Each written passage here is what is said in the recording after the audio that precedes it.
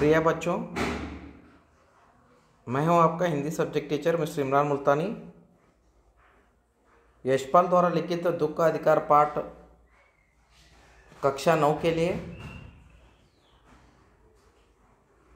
हमने प्रारंभ किया है। तो आज दुख का अधिकार पाठ का जो सारांश जानने की कोशिश करेंगे। दुख का अधिकार यानी दुख मनाने का अधिकार सबको एक ही तरह नहीं होता है। गरीबों को और अमीरों को अलग अलग रूप से, अलग अलग ढंग से इस दुख को मनाने का अधिकार मिलता है। उसके बारे में इस पाठ में यशपाल ने बहुत ही मार्मिक,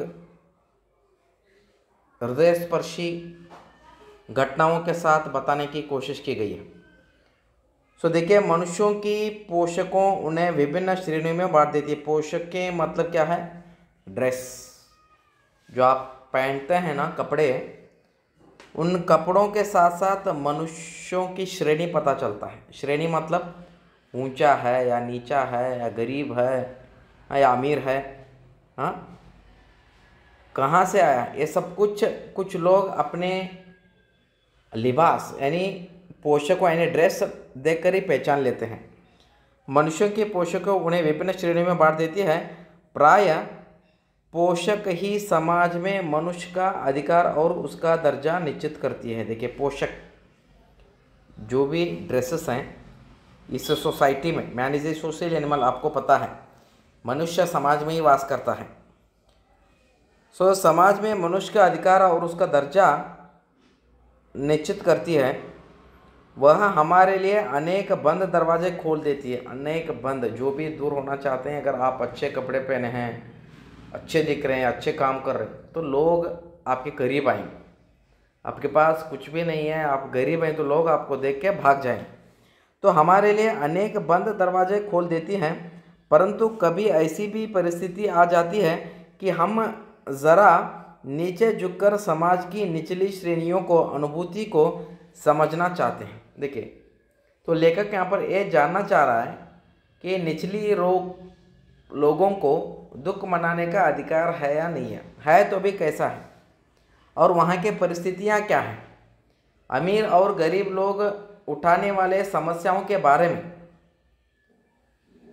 सोचते हुए इस पाठ में गरीबों की हालातों को बताने की कोशिश किया गया है।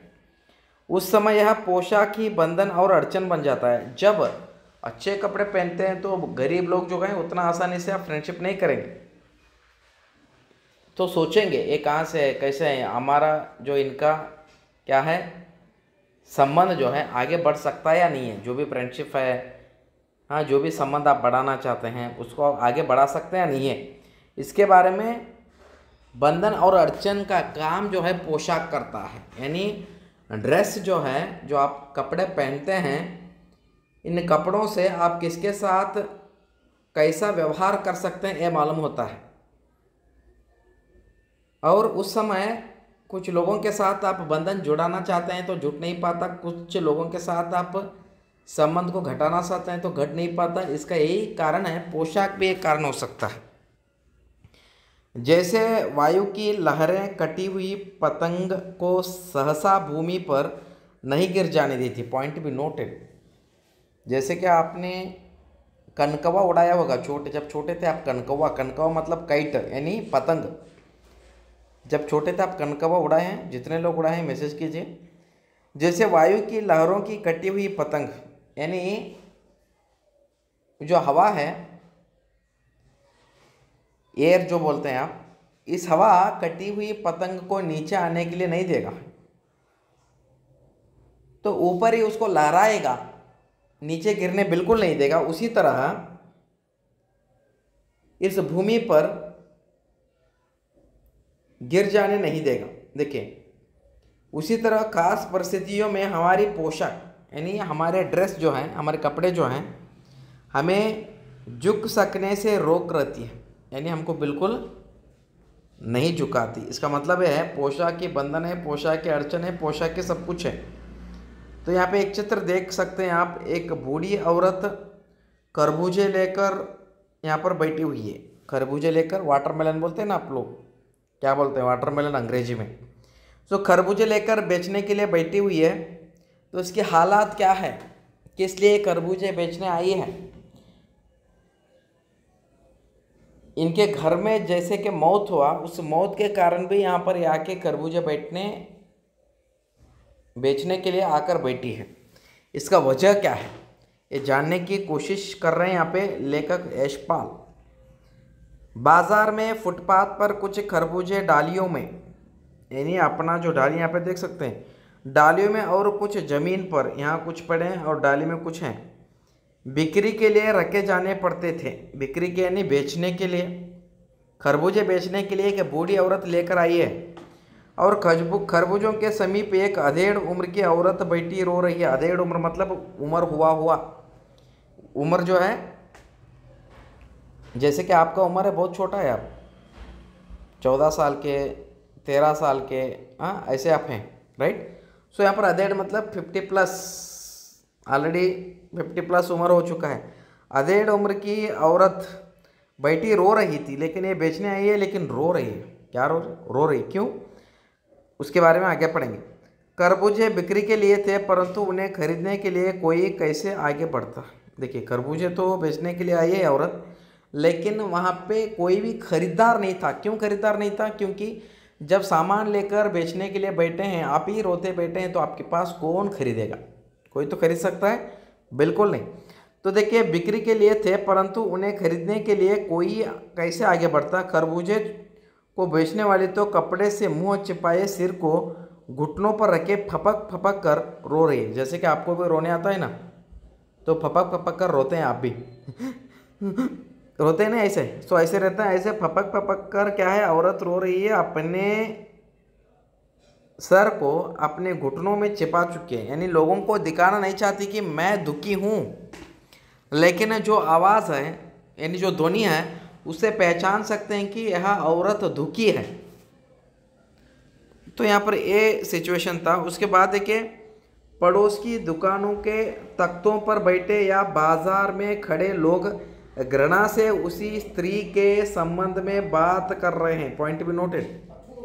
पड़ोस यानी जो अपने आसपास लोग रहते हैं और कुछ लोग वहीं पर बैठे हुए हैं और उस स्त्री को घृणा यानी नीच दृष्टि से देख रहे हैं, बुरी दृष्टि से।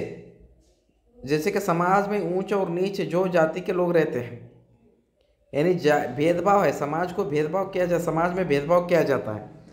सो खड़े लोग घृणा से उसी स्त्री के संबंध में बात कर रहे हैं। उसी स्त्री को रोना देखकर मन में एक व्यथा सी उठी। उसी स्त्री को देखकर लेखक के मन में एक दुख हुआ। व्यथा मतलब दुख। लेखक दुखी थे पर उसके रोने का कारण जानने का उपाय क्या था।